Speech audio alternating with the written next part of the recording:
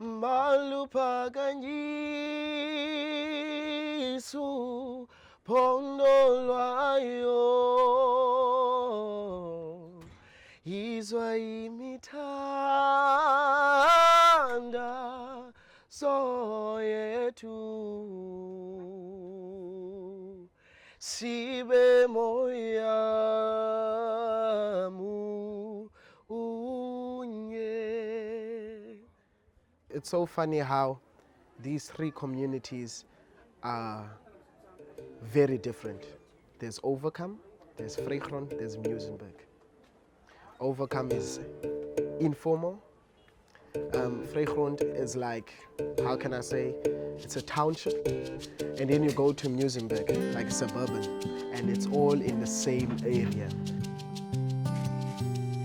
COVID-19 helps us acknowledge the gaps that have always been there in terms of our relating with each other in this space of the city in ways that are sustainable. When our president said no one is allowed to go to work, it's where I realized that people will be hungry. We realized that if we waited for help to come to us, we'd probably die waiting. It was only 4 kitchens in Vrygrond, but I also realized that 4 kitchens is not enough. In terms of hunger, people, they are really, really hungry, man. Starvation is really, really killing us, you know. And lucky enough that we have this project like this. So we added 8 kitchens. But after we added that 8 kitchens, also wasn't enough. I'm on the group and I've just been appreciating even just the vulnerability around what it means to start a freaking soup kitchen. We also came up with the idea of having a map.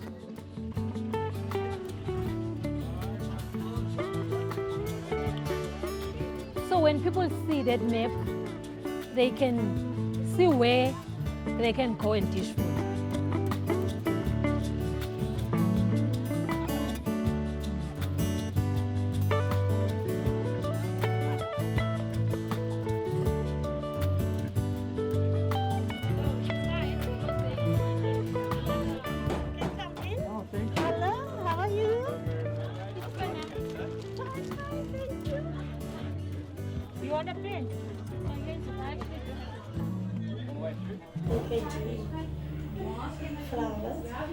I don't know exactly the date, but it was on a Tuesday where a voice came to me. What I discovered, it was the voice of God, where this voice told me, I want you, Marilyn, to feed the hunger. I want you to feed my hungry people. So you need to make sure it's 50, only 50 at a time. Okay, yes. The others can stand like at the road, the beginning of the road and just wait there. Okay, And they need to be all 1.8 meters Okay. apart, and there needs to be someone every 15 minutes or 30 minutes with sanitizer. Okay.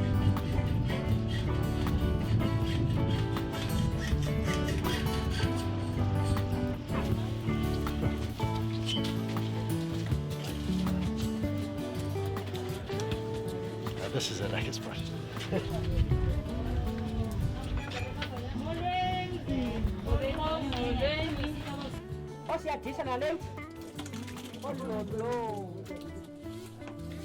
And then idate yanamhlanje amagama wenu nguwe nguLinda uPam i-cell number zenu i-network enisebenzayo. This is for iData. When you're done cooking, dish for yourself before you even go out. Because what I've noticed, we dish food for ourselves and we end up giving to the community. Yes. So make sure you eat before you go. This corona gave us that unity, and it got us back into our roots, where we come from as Africans. I'm a good, and then lay 50 kabile. Then you 50, so 50 at a time, 50 at a time. I just got a call from this person, they need food. No, then some fun and that's me admin. I'm at the back road. All I do is just call and say, okay, this person needs food at this, they're leaving someone in also party express captain, and I'm at how to party captain as we don't know. Bye.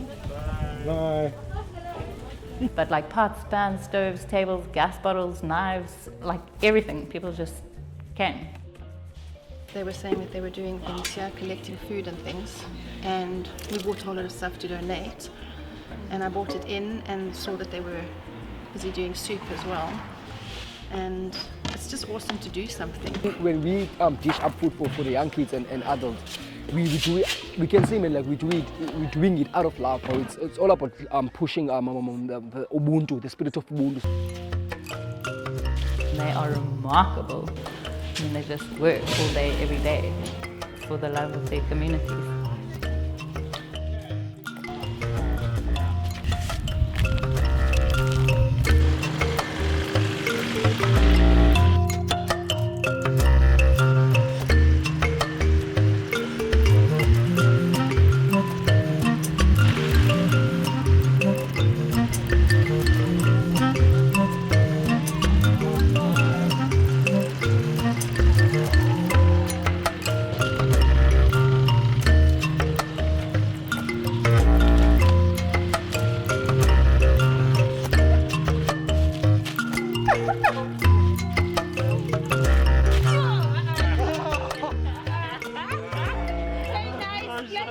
The setup of this, it was built to formalize food stations that will support Vrygrond. This is not food parcels that goes to individual. There's a quite big demand of like households that are more in need. We have to design and find means of how we can design that. But for now, we've been dealing with like soup stations. We're basically a bunch of friends and community. We're neighbors. We live in Muizenberg. It's right here. It's 1 kilometer down the road. So all the support for this food is coming from our networks of friends and families and organizations that are donating money to this. But I just think it's important that you know that it's not from government, it's not from the city, there's no politics involved. This is just us and our friends trying to do what we can do. And that nobody's getting paid. Like this is all voluntary. I'm translating there, happy. I'm translating there, happy.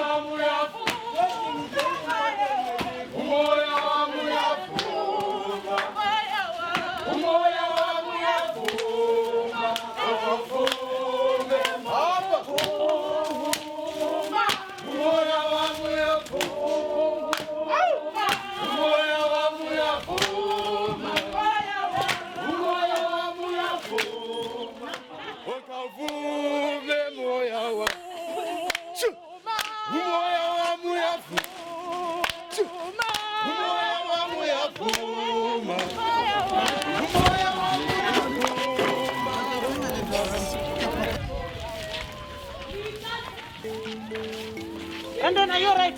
Yeah. We still going into the gravel road, going through yeah, through that water. We must go walk with a rocky mountain. So we got a rocky road ahead of us. You know, Vrygrond community is a very poor community. And you know, we overpopulated here in Vrygrond also as well.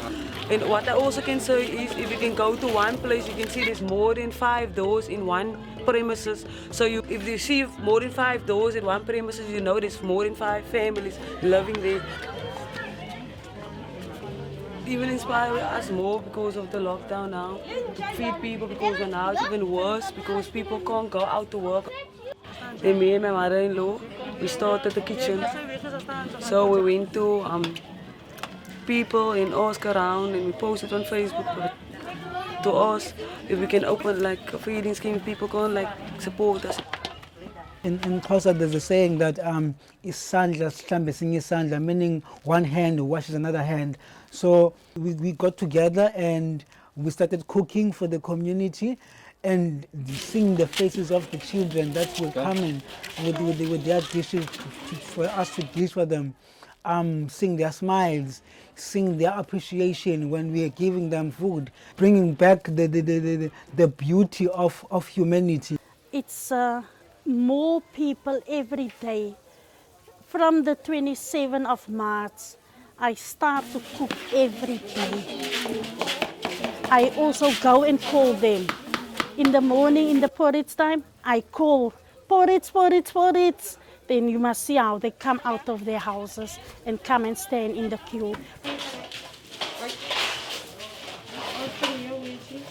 It was a pleasure for me because I met mamas, which you've seen with me, who are so deeply rooted in terms of caring for their community. And the kitchens that we have, we didn't buy food, but because we speak to other people from Muizenberg. Yes, we always say we can't do this because we are poor, but we have our mind. Our mind is not poor. It means uniting all the races, all the hearts, all the souls, all the feet, all the hands, them being together, walking one step together and changing one nation together. If we, as very unequal societies and communities, can learn how to build relationship properly and really listen to each other, that's the sustainability, and that's the gold in what's going on here. My biggest fear is that, we get to level 3 and everyone's like, okay, business as usual. But can we really go back to unseeing what we know has always been there, but just been magnified by COVID? The little I get, or the much I get, I just want to make a change into people's lives. So essentially each kitchen that's operating, if we can make sure that the right knowledge is being given to them to be able to run a business, because running a kitchen is no different to running a business, essentially those could all become little micro enterprises. Because I also got this vision to build my place, to make a special place for our people. It gives us that courage to continue doing what we are doing, to cook every day, even if it means that spending from our own pockets to make sure that the food is there. Listen to me, black child. Listen to me. Each and every corner where you are, they call you gangsters, they call you tsotsis, but I know in your mind that you have that imagination that you always talking about it to your friends. Listen, let me tell you something. Xa uthetha ngento ecingayo sometimes, ungathetha ngayo and then uthetha kumuntu ongenayo le vision. Listen, black child, stop talking. Let's just do. Vukuzenzele mntu omnyama. Ndiyabonga. Thank you.